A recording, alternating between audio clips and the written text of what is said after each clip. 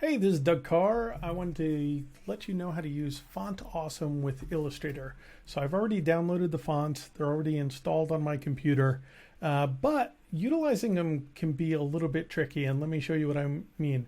Is if you don't know the exact font that you need, and then you don't know how to set it, and you don't know which one to select. So let me show you what I mean. If I go to the Font Awesome site, and I love this email open. So this is a great icon that I want to be able to use. Well, they have right here copy Unicode glyph. So if I copy that and it says copied, now I can go back to my Illustrator file and I can use my text block and paste that in.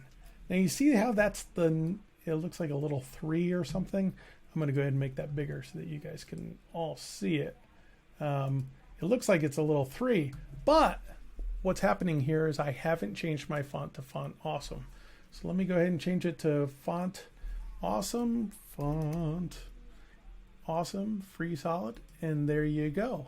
And now if I want to work with it as an illustration instead of a font, I can right click on that and say create outlines.